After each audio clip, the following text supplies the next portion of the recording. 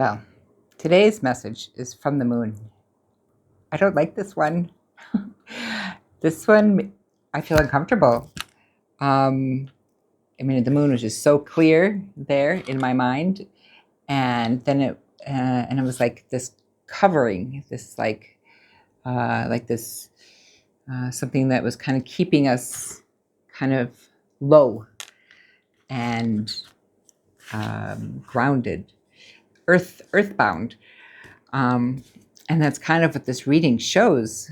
It's like stay on earth, do your work, and it's meant to show you lessons about who you are. But that's through keeping you coming back to earth, back to earth. Not living in the heart, not speaking your truth, not trusting your intuition, and questioning what spirit really is about. I don't like. I like to see the positive in things, and personally, I'm not a fan of the moon. And this reading really kind of shows this. I didn't expect this, but it kind of feels like it's meant. The moon is here to hold people earthbound, instead of like liberate them from this realm. There's stories of the time before the moon, when the earth didn't have the moon that it has now. If you look at the physics of the moon, there's a little bit too much perfection in it, like the ratios in the relationship between the size of the moon and the earth and the sun are just like all a little bit too mathematically perfect for it to be something completely natural. So, and I think of people who love the moon, and there's a great joy to watching the moon and seeing it and following the cycles. It is a cycle bringer, for sure. But it makes me think, what were the cycles before the moon was there? How did we live more in an instinctual place within ourselves? Because the moon affects our tides. It affects the tides of the earth. It affects the tides of our body because we're mostly water. So what is really happening? What is really happening with the moon? And here it seems like one of its main objectives is to teach us about who we are as a people. And I think that's what it's doing in a way. It's showing us who are we, humanity? What are we made out of? But we're more than just our work. We're more than just like our family and our culture. We are also beyond the earth. We are energetic. We are multidimensional. We are super connected to much more than we can imagine.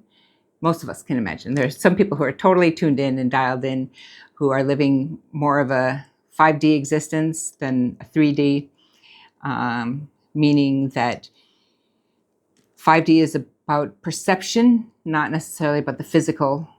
5D is more like able to perceive the energies of nature, of the earth, maybe be able to communicate more telepathically, like connected to all of the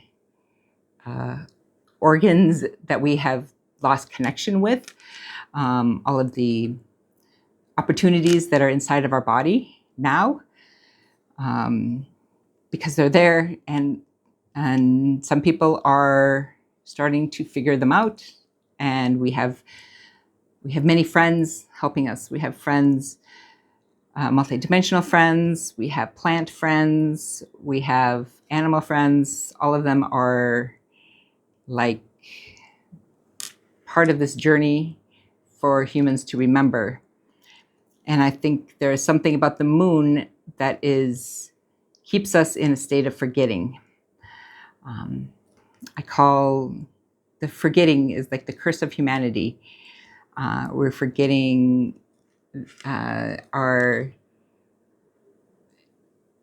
we just believe in this. We wake up and then this is our life and that's everything, instead of thinking maybe there's a lot more. Maybe after we die, we go back to a source, we go back to a different place. This is like what they talk about Earth School. And right now, Earth School in this timeline involves the moon. And the moon is a big test. So I don't know what to say for moon lovers out there. Do you know this? Is this what you connect to? Please, I want to understand, what is it about the moon that calls to you? Is it the mystery of the moon? Because it is a bit of a mystery, this is for sure. Is it the light and the darkness? I'm curious. I would really love to hear people's ideas about why they love the moon.